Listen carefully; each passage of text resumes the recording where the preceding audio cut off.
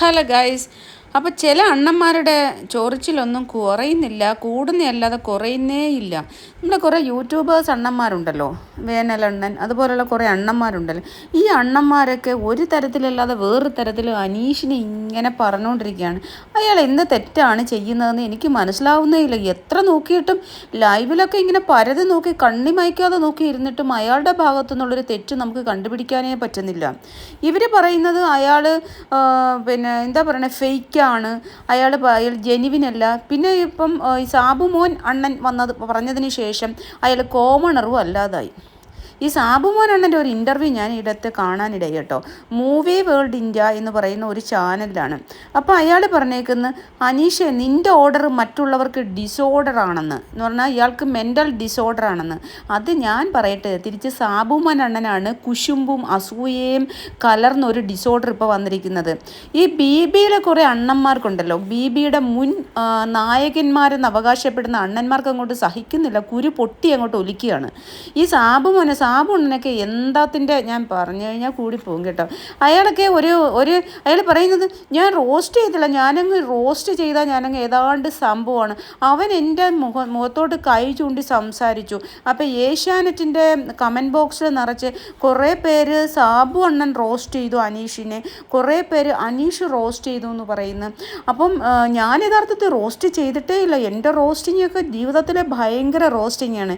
എൻ്റെ പൊന്നണ്ണ, നിങ്ങളൊക്കെ റോസ്റ്റ് ചെയ്യുന്നതിൻ്റെ 10 മടങ്ങ് എല്ലാവർക്കും റോസ്റ്റ് ചെയ്യാൻ അറിയാം. റോസ്റ്റിംഗ് ഒന്നും അറിയാത്ത ആൾക്കാരൊന്നുമില്ല. ഇവിടുത്തെ എല്ലാ മനുഷ്യർക്കും, അത്യാവശ്യമല്ല സോഷ്യൽ മീഡിയ ഉപയോഗിക്കുന്ന എല്ലാ മനുഷ്യർക്കും അറിയാം ഒരാളെ റോസ്റ്റ് ചെയ്യേണ്ടത് എങ്ങനെയെന്ന്. അപ്പോൾ അത് പഠിപ്പിക്കുകയൊന്നും വേണ്ട. പിന്നെ അനീഷ് റോസ്റ്റ് ചെയ്തത് താങ്കളെ പക്ക റോസ്റ്റ് ചെയ്ത് തന്നെയാണ്. താങ്കൾക്ക് അതിനകത്തുള്ള വിഭൃതി ഉണ്ടാവത്തില്ല, വിഭൃതി. താനാണ് അതിൽ പാനിക്കായത്, അല്ലാതെ അനീഷല്ല പാനിക്കായത്. അനീഷ് സീറ്റ് മാറിയിരുന്നാൽ അനീഷിന് പാനിക്കാവും. അനീഷിന് അത് ചെയ്തില്ലെങ്കിൽ, ഒരാൾ ചെയ്തില്ലെങ്കിൽ അനീഷ് ഓർഡർ ഇടും. അതൊന്നും എനിക്ക് മനസ്സിലാവുന്നില്ല. സീറ്റ് മാറിയിരുന്ന പാനിക് ആവുന്നില്ല. 60 ദിവസം ഒരിടത്ത് ഇരുന്ന് കഴിഞ്ഞ് പിന്നെ പർപ്പസ്ഫുള്ളി 2 പേര് ആദില നൂറ എന്ന ലെസ്ബിയൻസ് അപ്പുറത്തും ഇപ്പുറത്തും വന്നിരുന്ന് കാണിച്ചപ്പോൾ അയാൾ പറഞ്ഞു പർപ്പസ്ഫുള്ളി അയാളെ ബുദ്ധിമുട്ടിക്കാൻ വേണ്ടിയാണ് എന്ന് അയാൾ സമൂഹത്തിന് മെസ്സേജ് കൊടുത്തതാണ്. അല്ലാതെ അയാൾ പാനിക്കായതല്ല. മനുഷ്യർ അയാൾ എന്തിനു വേണ്ടിയിട്ടാണ് നിൽക്കുന്നത്? അയാൾ പ്രേക്ഷകരെ കാണിക്കാനാണ്. അവിടുത്തെ ബിഗ് ബോസിലെ കണ്ടസ്റ്റൻറ്റിനെ കാണിക്കാനല്ല അയാൾ നിൽക്കുന്നത്. അയാളെ ബിഗ് ബോസിലെ കണ്ടസ്റ്റൻ്റെ മുന്നിൽ വാളാവാനല്ല. പ്രേക്ഷകരുടെ മനസ്സിലേക്ക് അയാളുടെ ഓരോ കാര്യങ്ങളും ഓരോ പോയിൻറ്റും അല്ലെങ്കിൽ ഓരോ വാക്കുകളും പ്രേക്ഷകൻ്റെ മനസ്സിലേക്ക് എടുക്കണം എന്ന് വിചാരിച്ചിട്ടാണ് അയാൾ ഓരോന്നും സംസാരിക്കുന്നത്. ഒരു പ്രാവശ്യം അല്ലെങ്കിൽ അയാൾ 5 പ്രാവശ്യം സംസാരിക്കും. അത് അയാളുടെ ഗെയിം പ്ലാനാണ്, അയാളുടെ ഗെയിമാണത്. അത് ആദ്യം മനസ്സിലാക്കുക. ഇത് നിങ്ങൾ പറയുന്ന പോലെ ആങ്ങളെ കളിക്കാനോ ചേട്ടൻ കളിക്കാനോ അതുപോലെ കൂട്ടുകാരൻ കളിക്കാനോ അച്ഛൻ കളിക്കാനോ കൂട്ടുകാരി കളിക്കാനോ ഒന്നും അല്ല പോയത്. ഒരു റിയാലിറ്റി ഷോയിൽ മറ്റുള്ളവരെ തോൽപ്പിച്ചുകൊണ്ട് ജയിക്കാൻ വേണ്ടി പോയതാണ്. മനസ്സിലായില്ലേ? അല്ലാണ്ട് നിങ്ങൾക്കൊക്കെ പറയാനായിട്ട് തോന്നില്ല. ഇതൊരു റിയാലിറ്റി ഷോയല്ലേ. ഒരു വ്യക്തി അവിടെ കളിക്കുന്നത് കാണുമ്പോൾ ഇങ്ങനെയും ഉണ്ട് അസൂയ. ഇങ്ങനെയും അസൂയപ്പെട്ട് കുരു പൊട്ടി ഒലിക്കാൻ പാടുണ്ടോ? നിങ്ങൾ ബിഗ് ബോസിൻ്റെ മുൻ വിന്നറൊക്കെ തന്നെ. അന്നത്തെ വിന്നിങ് ഒക്കെ നമുക്കറിയാം. സോഷ്യൽ മീഡിയ ഒക്കെ ഉണ്ടായിരുന്നേ നിങ്ങൾ വിന്നിങ്ങിൻ്റെ പോയിട്ട് 7 അയലത്തെത്തില്ലായിരുന്നു.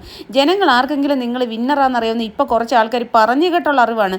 അല്ലാതെ ബിഗ് ബോസ് സീസൺ 1 വിന്നറാന്ന് ആർക്കറിയാം? അന്നൊക്കെ സോഷ്യൽ മീഡിയയിൽ എത്ര ആയിട്ടുണ്ട്? സോഷ്യൽ മീഡിയ ഇപ്പം മാക്സിമം 5 വർഷമായിരിക്കും. ഇത്രയും ഓരോ വർഷവും കൂടുന്തോറും സോഷ്യൽ മീഡിയ ഇങ്ങനെ വളർന്ന് വരുവാണ്. വെറും 5 വർഷമായിട്ടേ ഉള്ളൂ മിക്കവാറും എല്ലാവരിലേക്ക് സോഷ്യൽ മീഡിയ എത്തിയത്. ഞാൻ പോലും ഇൻസ്റ്റാഗ്രാം ഉപയോഗിക്കാൻ തുടങ്ങിയിട്ട് 3 വർഷം കഴിഞ്ഞിട്ടേ ഉള്ളൂ, 3 വർഷം കഴിഞ്ഞിട്ടേ ഉള്ളൂ. ഞാൻ എഡ്യൂക്കേറ്റഡ് ആയിട്ടുള്ള ഒരു പേഴ്സണാണ്, പബ്ലിക്കിൽ നിൽക്കുന്ന ആളാണ്. എന്നിട്ട് പോലും ഞാൻ വെറും 3 ഇയേഴ്സ് ആയിട്ടുള്ളൂ സോഷ്യൽ മീഡിയ ഉപയോഗിക്കാൻ തുടങ്ങിയിട്ട്. Social media means Instagram.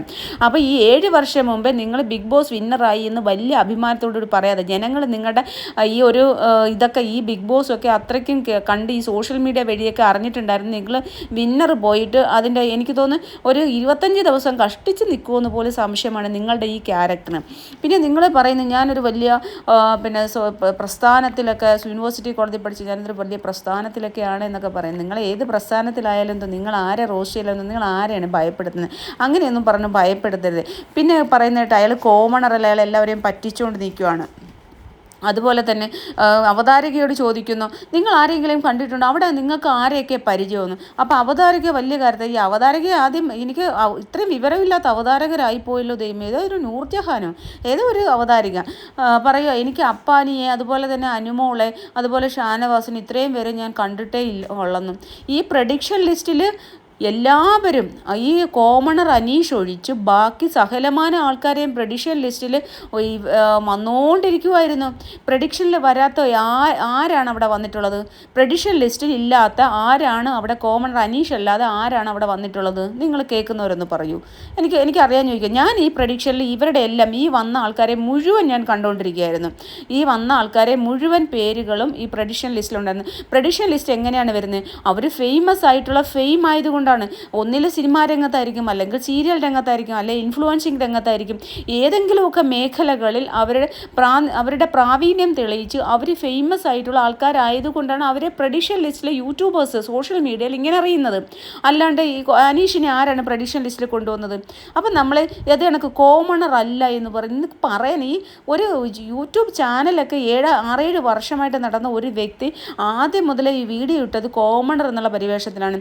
ഇപ്പോൾ അയാൾ സാബു മോൻ വന്ന് പറഞ്ഞതിന് ശേഷം അയാൾ പറയുന്നത് അനീഷ് കോമണർ അല്ലെന്ന്. എനിക്കത് അങ്ങോട്ട് മനസ്സിലാവുന്നില്ല. അനീഷ് കോമണർ അല്ലെന്ന് പറയാനുള്ള അയാളൊക്കെ മറ്റുള്ളവരുടെ പറച്ചിൽ കേട്ടല്ലേ, മറ്റുള്ളവർ പറയുന്ന കേട്ടിട്ട് അഭിപ്രായം പറയുന്ന അത്രയും അതപ്പതിച്ചല്ലോ എന്ന് ആലോചിക്കുക. അയാൾക്ക് ഒത്തിരി വിവരമുള്ള മനുഷ്യനാണെന്നാണ് ഞാൻ വിചാരിച്ചത് കേട്ടോ.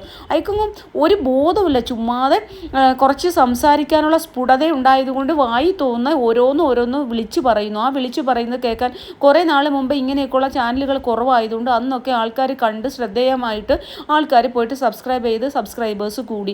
അല്ലാണ്ടൊക്കെ എന്ത് വർത്താനമാണ് പറയുന്നത്? കോമണർ എന്ന് പറഞ്ഞ് ഒരു വ്യക്തി അകത്തേക്ക് കയറിയത് വേറെ ആരെയാണ് അവിടെ മൈജി വഴി ഇൻ്റർവ്യൂ ചെയ്ത്, അല്ലെങ്കിൽ മൈജിയുടെ ഇൻട്രഡക്ഷൻ വീഡിയോ വഴി മൈജി തിരഞ്ഞെടുത്ത ഏത് വ്യക്തിയാണ് അവിടെ ഉള്ളതൊന്ന് പറയൂ.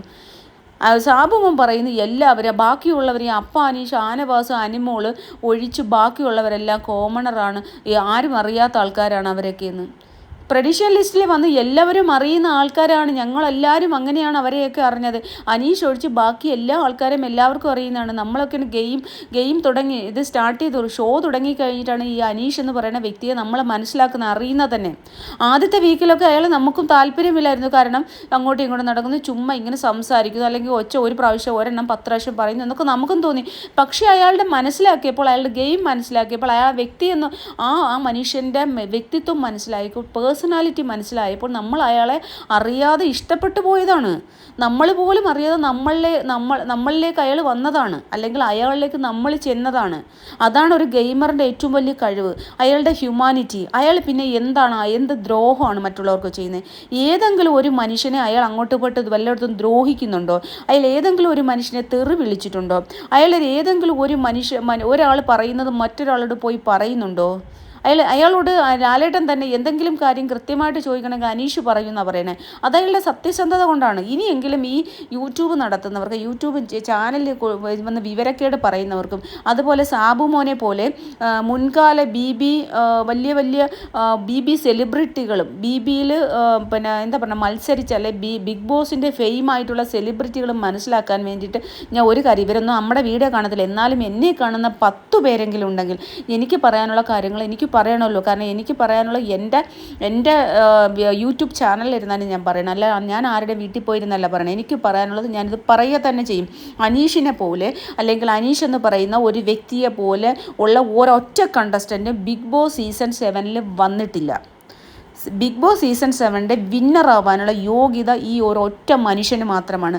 കാരണം അയാളുടെ സത്യസന്ധത, അയാളുടെ ഗെയിമിനോടുള്ള സ്പിരിറ്റ്, അതുപോലെ തന്നെ എല്ലാ ദിവസവും പ്രേക്ഷകർക്ക് ഏതെങ്കിലും രീതിയിലുള്ള കണ്ടൻറ്റ് കൊടുക്കുന്നുണ്ട്.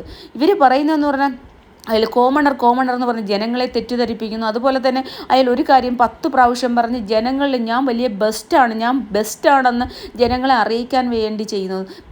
ഈ പറയുന്നതിന് ഒരു ഉളുപ്പില്ലേ? ഒരു മര്യാദയില്ല. ഒരു മനുഷ്യൻ ഈ 10, 75, 74 ദിവസം കൊണ്ട് അവിടെ ഷോയിൽ കളിക്കുന്നു. അയാളുടെ ഗെയിമൊന്ന് നോക്ക്. നിങ്ങൾ എന്തിനാണ് മറ്റുള്ളവർക്ക് ഇങ്ങനെ പ്രീതി? നമ്മൾ ചെയ്യുന്ന എല്ലാവരുടെയും പ്രവൃത്തികൾ കൃത്യമായിട്ട് വീക്ഷിച്ചിട്ട് പറയാം. നമ്മൾ ആരെയും കുറ്റം പറയാതിരിക്കും.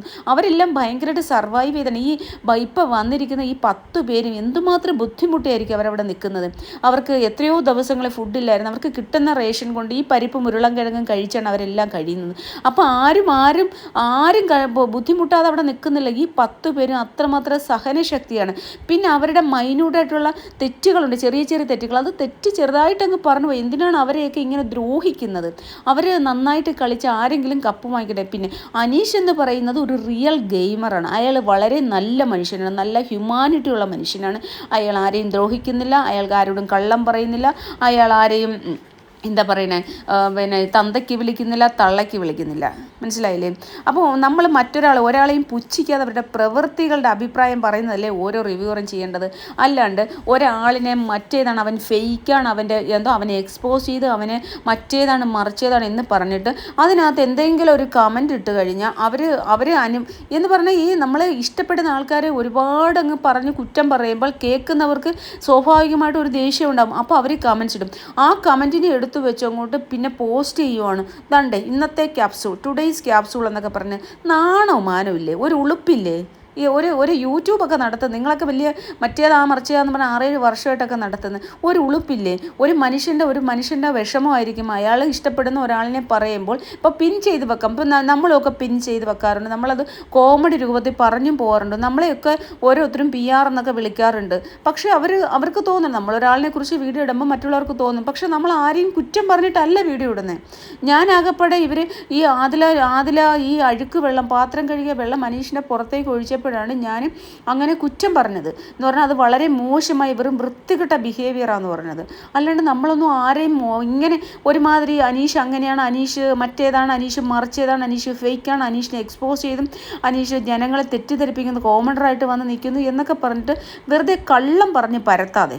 അയാൾ കോമണറായിട്ട് തന്നെയാണ് ബിഗ് ബോസ് ഹൗസിനുള്ളിലേക്ക് കയറിയിരിക്കുന്നത്. അയാൾ മൈജിയുടെ ഫ്യൂച്ചർ വഴി ഇൻട്രഡക്ഷൻ വീഡിയോ കൊടുത്ത് മൈജി ഫ്യൂച്ചറിൻ്റെ കോൺടെസ്റ്റ് വഴി തന്നെയാണ് ബിഗ് ബോസിലേക്ക് കയറിയത്. അങ്ങനെ അല്ലാത്ത ഒരാൾ പോലും അവിടെയില്ല. 26 പേരിൽ ഒരാൾ മാത്രമേ ഉള്ളൂ മൈജി ഫ്യൂച്ചറിൽ കൂടെ കോമണറായിട്ട് കയറിയ അനീഷ് TP എന്ന് പറയുന്ന വ്യക്തി. അയാൾക്ക് കപ്പ് കിട്ടുമ്പോൾ അയാൾ കപ്പ് വാങ്ങിച്ചു പോയാലേക്ക് ഈ സാബുവും മറ്റുള്ളവരും മറിച്ചവർക്കൊക്കെ എന്തിനാണ് ഇത്രയും വിഷമം? എന്തിനാണ് അയാൾ ബിഗ് ബോസ് സീസൺ 7 വിന്നറാവുന്നതിന് എന്തിനാണ് ഇങ്ങനെ കുരു പൊട്ടുന്നത്?